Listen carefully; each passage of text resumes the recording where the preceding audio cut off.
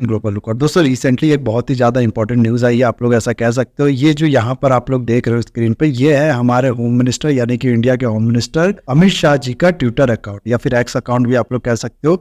इनने हाल में ही एक बहुत ही ज़्यादा इंपॉर्टेंट न्यूज़ शेयर की है। ये न्यूज़ मैं आप लोग को बता दूं कि इंडिया के सिक्योरिटी पर्सपेक्टिव से या फिर इंडिया की ओवरऑल आप लोग कह सकते हो कि डेवलपमेंट के पर्सपेक्टिव से या बाकी चीज़ों से भी जोड़ के अगर आप लोग देखो तो ये न्यूज़ जो है ये बहुत ही ज़्यादा इंपॉर्टेंट न्यूज़ है। इनने यहाँ पर देखो आप लोग लिखा क्या है, इनका कहना है कि UNLF जो है उसने सरेंडर कर दिया है। यहाँ पर इनने ये वीडियो भी शेयर किया है, इसको आप लोग देख सकते हो। जो भी ये मिलिटेंट है UNLF के, ये किस तरीके से अपने जो हथियार है वो डाल रहे हैं, तो इसके बारे में इनने पूरी जानकारी दी है। आगे आप लोग इसमें पढ़ भी सकते हो। इनने इसको मोदी जी का जो विजन है उससे जोड़ के बताया है। और फिर नॉर्थ ईस्ट एरिया जो है आप लोग कह सकते हो इंडिया का ये जो नॉर्थ ईस्ट वाला पार्ट है, यहाँ की जो यूथ है उसके ग्रोथ से उसके फ्यूचर से भी रिलेटेड बताया। और भी कुछ इस तरीके की बातें आप पूरा इसको यहाँ पर पढ़ सकते हो। इनका जो स्टेटमेंट है इनने की है। नाउ ये जो आप लोग कह सकते हो मिलिटेंट ऑर्गेनाइजेशन है UNLF, आई होप आप में से कुछ लोग को पता भी होगा, लेकिन नहीं भी पता है तो मैं पूरा बताऊंगा और घबराने की बिल्कुल बात नहीं है इसमें। दरअसल इस वीडियो में हम लोग ये जो पूरी चीज है, ये मिलिटेंट ऑर्गेनाइजेशन क्या है, ये जो मणिपुर का इशू है, इसके बारे में भी थोड़ा हम लोग देखेंगे। बहुत कुछ आप लोग को जानने को समझने को मिलेगा इस वीडियो में, बस आपको एंड तक बने रहना है। और अगर वीडियो अच्छा लगे लाइक कमेंट शेयर सब्सक्राइब जरूर करना। पिछले कुछ टाइम से आप लोग को पता होगा कि जो मणिपुर है वो काफी ज्यादा न्यूज में बना हुआ है, और जिसका रीजन भी आई होप आप लोग को पता होगा कि यहाँ पर दो कम्युनिटी के बीच में, एक तरफ अगर आप लोग देखो तो मैती कम्युनिटी जो कि डोमिनेट कम्युनिटी है मणिपुर में, उसके बीच में, और दूसरी जो कुकी कम्युनिटीज है जो हिल साइड में रहती है, उनके बीच में काफी ज्यादा क्लैशेस चल रहा है। इसके वजह से ये पिछले कुछ काफी टाइम से न्यूज में बना हुआ है। और इसको अगर आप लोग यहाँ पर देखो ना, तो इंडियन मीडिया के साथ साथ जो इंटरनेशनल मीडिया है वो भी बहुत ज्यादा कवर कर रही है। अब हो सकता है आपके मन में तुरंत ये आ गया होगा कि ये जो UNLP है ये भी जुड़ा हुआ है इसी क्लैशेस से, लेकिन यहाँ मैं आप लोग को बता दूं कि ऐसा बिल्कुल भी नहीं है। ये जो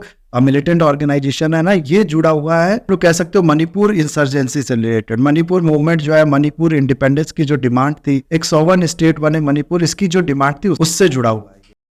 दरअसल इंडिया के इंडिपेंडेंस के तुरंत बाद मणिपुर जो है उसको इंडिया में मिला लिया गया, लेकिन ये सब हुआ एक बहुत ही बड़े प्रोटेस्ट के बाद। दरअसल बहुत सी कम्युनिटी, बहुत से लोग ऐसे थे मणिपुर में जो कि नहीं चाहते थे इंडिया का पार्ट होना, और इसीलिए आप लोग कह सकते हो बहुत ज्यादा वायलेंट प्रोटेस्ट हुआ, जिसके बाद इंडिया में इसको मणिपुर को जो है मिला दिया गया। अब इसी चीज को लेके या इसी डिमांड को लेके कि मणिपुर जो है वो एक सेपरेट स्टेट होना चाहिए, इंडिया का पार्ट नहीं होना चाहिए, बहुत सी ऑर्गेनाइजेशन जो है वो मणिपुर में बन गई, जिसमें सबसे पहली जो ऑर्गेनाइजेशन थी जिसका नाम था यूनाइटेड नेशनलिस्ट लिबरेशन फ्रंट। अब ये एक लौती ऑर्गेनाइजेशन नहीं थी, लेकिन ये सबसे ओल्ड ऑर्गेनाइजेशन थी। इसके बाद बहुत सी ऑर्गेनाइजेशन, जैसे कि आप लोग कह सकते हो people liberation army of Manipur, इसको PNA चाइना से कंफ्यूज मत करना। दरअसल पीपल लिबरेशन आर्मी जिसको हम लोग नॉर्मली कहते हैं वो है चाइना की आर्मी, इसको पीपल लिबरेशन आर्मी या फिर people liberation army of China भी कहते हैं। तो इससे और इसमें अंतर है, ये मणिपुर का एक इंसर्जेंसी ग्रुप है और ये जो पीपल लिबरेशन आर्मी जो है ये चाइना की नेशनल आर्मी है। अब इसी से, इस नाम से आप लोग अंदाजा लगा सकते हो कि इस तरीके की ऑर्गेनाइजेशन को, इस तरीके के मिलिटेंट ग्रुप को मणिपुर में जो है उनको कहाँ से सपोर्ट मिलता होगा। तो ये भी एक ग्रुप खड़ा हुआ था, इसके बाद और भी ग्रुप खड़े हुए थे, आप लोग ऐसा कह सकते हो। अब ये जो ग्रुप है ना, ये एक के बाद एक इंडिया पे अटैक करते थे, इंडिया पे आप लोग कह सकते हो या फिर इंडियन फोर्सेस के अगेंस्ट में अटैक करते थे, क्योंकि इनकी डिमांड थी कि इंडिया की जो फोर्सेस है वो मणिपुर से हटे और मणिपुर को सेपरेट स्टेट जो है वो घोषित किया। एक टाइम पे ये इशू जो है वो इतना बड़ा हो गया था कि अगर मैं आप लोग को बताऊं तो 1980s में अफ्स्पा यानी कि arm force special power act, जिसके बारे में हो सकता है आप लोग ने पहले भी सुना होगा, वो तक लगाना पड़ गया था।